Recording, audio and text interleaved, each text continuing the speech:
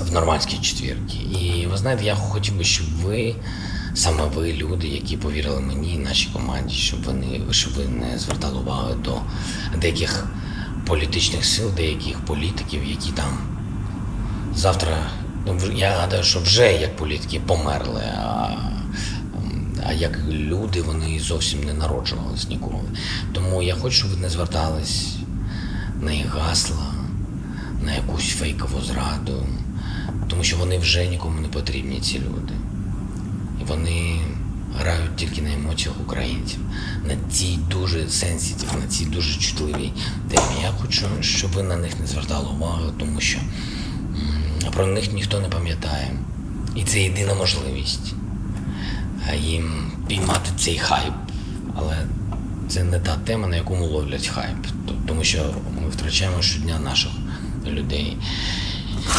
Ці політики не мають сьогодні ніякої можливості припинити війну, не мають ніякої можливості закінчити війну, не мають ніякої можливості повернути наших людей, не мають ніякої довіри людей і не мають навіть ніякого політичного рейтингу.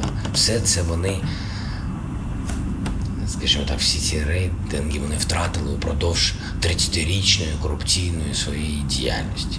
Тому ви мені довірились, довіряєте, ніякої зради не було і не може бути, але я буду впевнено себе, більш впевнено і більш міцніше, просто міцніше буду себе вести на цій зустрічі, якщо буду знати, що мені країна довіряє, що за моєю спиною цілий наш незалежний народ.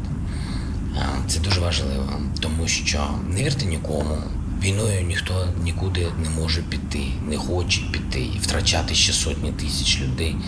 Ми не можемо собі це дозволити, тому тільки дипломатія. А якщо не буде цього діалогу, що там кажуть, а що там ще за діалог може бути Зеленського з Путіним? Знаєте, Зеленського з Путіним, знаєте, без цього діалогу можна.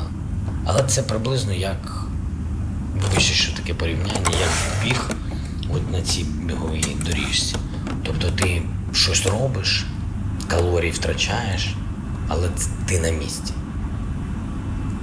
Тобто ми просто не хочемо бути на місці, ми хочемо, щоб все це закінчилось. І ми знову були великою країною. Україною.